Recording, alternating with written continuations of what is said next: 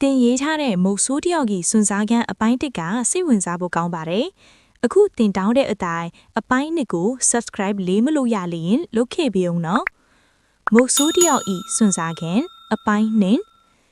တောထဲမှာအရေးကြီးတစ်ခုလှုပ်ရှားလာတယ်။အပင်ကြားထဲကနေမီးလိုလင်းနေတဲ့မျက်လုံးနှလုံးဟာတက်နိုင်ကိုတိုက်ရိုက်ကြည့်နေတယ်။တက်နိုင်လန်ကိုတင်းတင်းကင်ပြီးခြေလန်းတလန်းနောက်ဆုတ်လိုက်သည်။မိစ္ဆာကြားကြီးကတစ်ပင်နောက်ကနေဖြည်းဖြည်းထွက်လာတယ်။အရွယ်အစားကတာမန်ကြားတဲ့နှစ်ဆနီးပါးကြီးများ၍ခန္ဓာကိုယ်ပေါ်ကအမွှေးတွေကအမဲရောင်နီးပါးဖြစ်နေရ၍မျက်လုံးတွေကမီးလောင်နေတယ်လို့နီးရဲနေတယ်။ကြားကြီးကတက်နိုင်ကိုလှဲ့ပတ်ပြီးအကွာအဝေးကိုတိုင်းတာနေတယ်လို့ဖြစ်နေသည်။တက်နိုင်လည်းသူ့လှန်ကိုတိုက်ခိုက်ဖို့အစဉ်သင့်ပြင်ထား၏။ခဏအကြာမှာကြားကြီးကအော်တန်ကြီးတစ်ခုပောက်ကွဲထွက်လာတယ်။ roar ဆိုတဲ့အတန်းကတောတစ်ခုလုံးလွတ်ခတ်သွားတယ်လို့ဖြစ်သွားတယ်။ချက်ချင်းပဲကြားကြီးကတက်နိုင်ဘက်ကိုခုန်ထွက်လာ၍